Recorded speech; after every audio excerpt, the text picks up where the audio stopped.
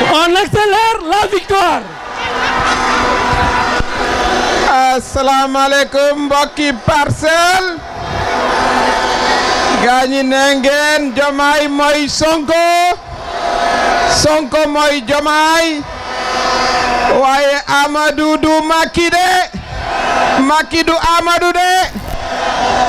Amadou Ba. Amadou doucement du la ci génne de. nee nañ Amadou avec X. nee nañ moom il fait doucement. mais fii doucement du la fi génne. il faut que monsieur le premier ministre. kay ci bangu ancien premier ministre yi. bismillah. ndax sa président bi la fal. wekki na manto premier ministre bi.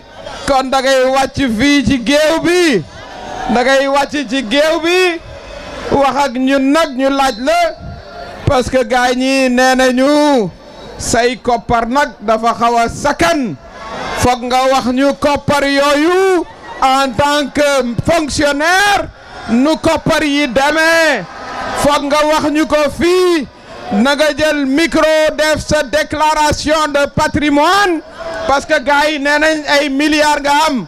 kon nag ñëwal fii. nga wax ñu comment un fonctionnaire de l'État du Sénégal peut être un milliardaire. loolu la gars ñi wax.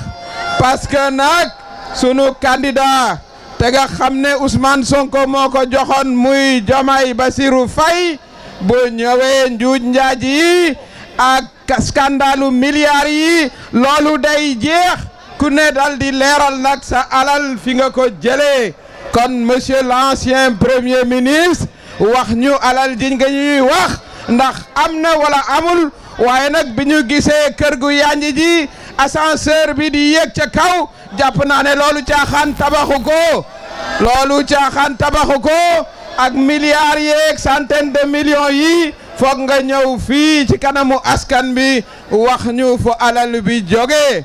parce que nag on mettra fin à la corruption dans ce pays. ay 1000 milliards yoo xam ne yii kenn du xam fu mu jóge. il faut ñu justifier ko. kon ñu ngi lay xaar ci lang ji doucement doucement du la ci génne. parce que sa gaañi ci seen bopp. waaw waa APR nee nañ du yow. sa waa ji la désigné nee na du yow. kon nag xawma kan nga yàndal waaye fii ci Parcelles Assainies defe naa ne fii le combat est déjà terminé. le combat est terminé. li nga xam ne nag moo ci des. mooy soxna yi aussi wax nañu jeunesse bi waaye foog ñu wax ak soxna yi. soxna yi vous êtes la moitié de la population. wax naa borom alal yi léegi ngeen commencé gis xaalis bi di taw ci quartier yi. na ngeen jël def ci cin yi ndax Sénégal ñëpp a sonn. ku ñëw dugg sa kër indi 50 000 100 000 200 000 xamal ne yàlla ñëw say impôt rek lañ la delloo. bu bés ba jotee bu bés ba jotee ñu jiital alaaji yi ndax nag bu soxna yi jiitoo alaaji yi duñu des ginnaaw. suñu doom yi jiituñu parce que suñu doom yi nag la ñuy taxawal. ndax wax ji yëpp Sénégal 70% de la population à moins de 35 ans mooy yéen ñii toog. xam ngeen ne taxawaay bi ci suba ba tey loolu mag mënu ko ay gone ko mën. gone yi nag ñoo moom Sénégal. kon defe naa ne ci programme bi nga xam ne gis nañ ko démb li ci ëpp solo te experts yi wax ko mooy ñu fexe ba jeunesse bi am liggéey. ñu fexe ba jeunesse su Parcelles Assainies am liggéey. jeunesse su Dakar am liggéey. jeunesse su Sénégal am liggéey. kon loolu mooy wax wi. commencé nañu campagne bi. gis nañu nag ci média yi ñu bëgg ñoo wax ne y a de la violence. y a aucune violence dans cette campagne. benn violence amu fi. duñu ut ay lay yoo xam ne yii dañu naan élection yi bon c'est-à-dire dégg nga maam les élections se tiendront inch'Allah le 24 mars 2024. te bu boobaa dañuy teel a xëy dem voter ji. bu ko defee avant midi ñu dal di taqarliko ak li nga xam ne mooy le régime du président Macky Sall. président Macky Sall nee nañ duñu wax ak moom waaye ba tey moo fi des ci li nga xam ne moom la ñu sonn fi ñu toll nii mooy toutes les minutes ñu ne ñu Diomaye génn na Sonko génn na ba sànq ci mujj mais li lay war a suuli génneel ñii génneel Ousmane Sonko génneel Bassirou Diomaye Faye puisque dañu war a génn bokk ci campagne bi on n'a jamais vu dans une campagne présidentielle au Sénégal ou ailleurs candidat ba nga xam ne moom la ñu ne woon mën ngaa bokk justice wax ko ñaari yoon yow nga bañ ne du bokk muy Ousmane Sonko mu ëlbateku joxoñ Bassirou Diomaye Faye nga ne kooku it ma nga ca kaso ba doo ko bàyyi bëgg nañu nous exigeons que bu ñu xëyee demain matin ñu yeewandoo ak Ousmane Sonko ak Bassirou Diomaye Faye ñu nekk seeni kër mais président Macky Sall il faut les libérer. Il faut libérer Ousmane Sonko, il faut libérer Bassirou Diomaye Faye, qu'il puisse faire sa campagne.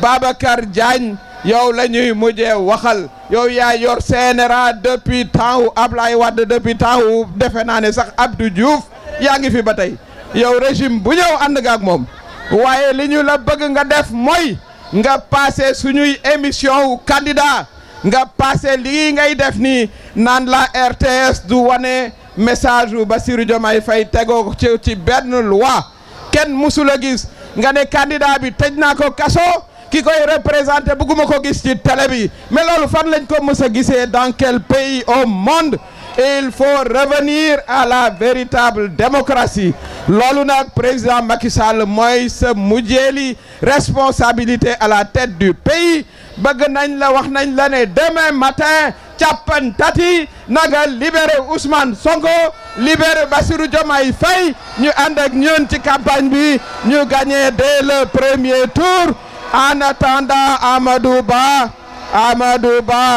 doucement du la ci génne c'est pas doucement li ñu bëgg mooy nga wax ñu koppar yi fu mu jógee d'où vient l'argent d'où viennent les milliards. Ça nous te demandons de nous le dire pendant la campagne parce que xale yi xaalis boobu dañu ko soxla pour ñu yor liggéey jigéen ñi soxla ko pour seeni projet kon nag mbir mi noonu la nanu def notre maximum en 12 jours ci commission électorale yi carte yi ba tey bari nañ fa il faut loolu it ñu wax ko carte yi yaa nga ne gàññ muy à peu près 300 000 cartes dañuy wax les préfets les sous-préfets bu jeunes yi ñëwee na ngeen leen jox seen carte mon dernier message est pour l'administration ki ñu fal ministre de l'intérieur muy Makhtar Cissé ñu ngi lay wax ne nag sa réputation fii lay jaare baax wala fii lay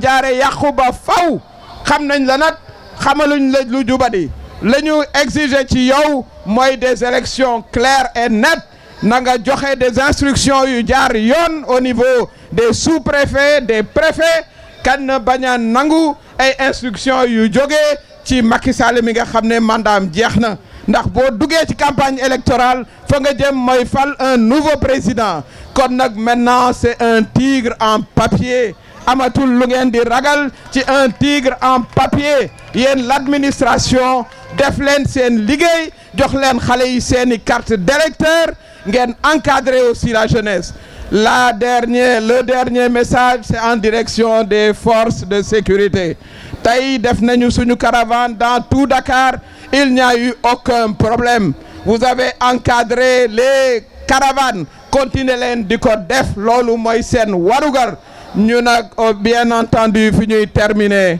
mooy rendre hommage à nos martyrs parce que kenn du leen tuddee neneen fii ci Parcelles Assainies am na un soldat de la liberté bu fi daanu ak des dizaines d'autres de jeunes les jeunes ont payé de leur vie et de leur sang pour que ñu am tey un jour d'élection bu ñu taxawee fii tey di wax waxu campagne électorale ça veut dire que am na ay jeunes yu jàmbaarloo ak force de l'ordre yi ba ñàkk ci seen bakkan kon ñooñu sunu sëriñ si toog waaw saa yu ñu jullee ngeen jàppale ñu ci ñu ñaanal leen yàlla xare leen àjjana kon nag la jeunesse de Parcelles Assainies il faut que le 24 mars inchallah dañu ne midi mais à 10 heures war nañ taxalikoog ñi ñu ngi leen di gërëm.